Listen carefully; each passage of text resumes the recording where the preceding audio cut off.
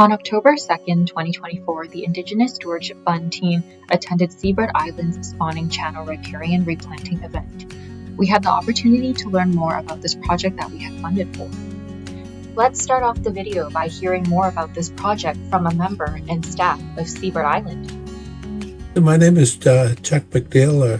My real name is Daryl McNeil, but I've been here since the early 80s, and so looking after salmon and environment and all that. It's really on all of our minds, to look after the fish and whatnot. So it's always a big part of us as Seabird, And my name is Jillian Stewart. I'm proud to be working at Seabird Island now since December as a biologist, and I'm very proud to be stepping into a role that the foundation was laid by my predecessors that organized the project and did all these collaborations to make this project possible. So now it's up to me to make sure that their work continues to help restore that side channel into much more suitable spawning habitat for salmon to come. How does Seabird Island approach environmental stewardship and conservation, particularly in relation to salmon and aquatic ecosystems? Yeah, this salmon enhancement and looking after our salmon is really important to our people, because fish is our life. It's our life food. So we take it very seriously about looking after the habitat, looking to ensure that we do our part to help these fish return each year. It gives us the something to strive for, to see the salmon come back, and we've been trying to get as much habitat in the Mariah Slough. It's quite a flat area, so it can only put in so many fish channels. Could you describe the specific salmon conservation project that received funding from the Indigenous Stewardship Fund? Last year, there was some work on this channel that was overgrown, and it was quite narrow, and it was very limiting to salmonid access up towards Chaplin Road in Seabird Island. And the goal was to open up the channel and allow for much better spawning substrate and in-stream habitat for the returning salmon. And this might encourage them to move up past Chaplin Road. So there was also a culvert that was worked on by the District of Kent. And so once the engineering side of this project was completed in the summer, Seabird needed to look at acquiring some funds to replant the reworked channel.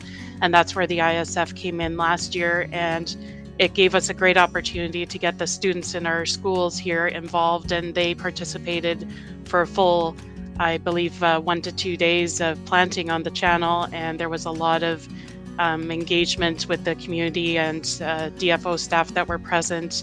And it really enabled Seabird to see on the ground the work that had been done and allow us to take over the rest of the restoration efforts. And then this will set us up to monitor the site going forward, and we can rework it to how we need to have it last for our community here.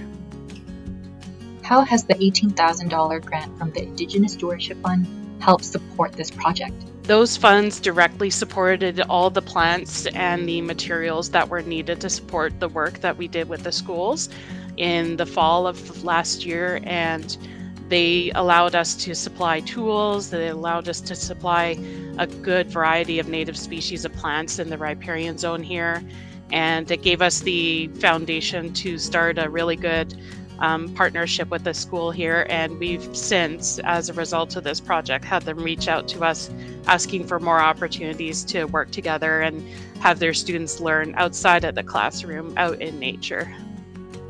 After learning more about the project from Seabird Island, let's move along to a live interview at the site.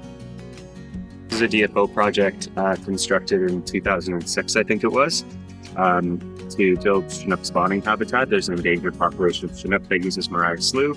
And so to increase spawning habitat, this channel was built. The channel was made using gravel from this pool. So this pool is going to be really helpful for juvenile salmon before they go out to the ocean. They'll spend a lot of time in here feeding, getting to a bigger size before they go out to sea. So material was taken from this pond to build these berms that we're standing on here, which are quite gravelly. And so in association with the regrading work that we did this summer, which is essentially, after about 2 decades of salmon using the spawning channel, water moving through it, moving gravel through the system, the gravel that was originally placed in to build the spawning channel in 2006 has all redistributed and shifted around. So we came in here with a machine to kind of redistribute the gravel the way that we think Chinook salmon will like it the best. And then to help complement that, we got quite a substantial amount of funding from the First Nations Fisheries Council. Substantial, yeah. It went towards helping with the plants and went toward getting these plants and stuff, and it's going to provide really good Chinook habitat. Nice. We look forward to coming back in a few years and we're seeing these plants grow, and it's a pretty successful project.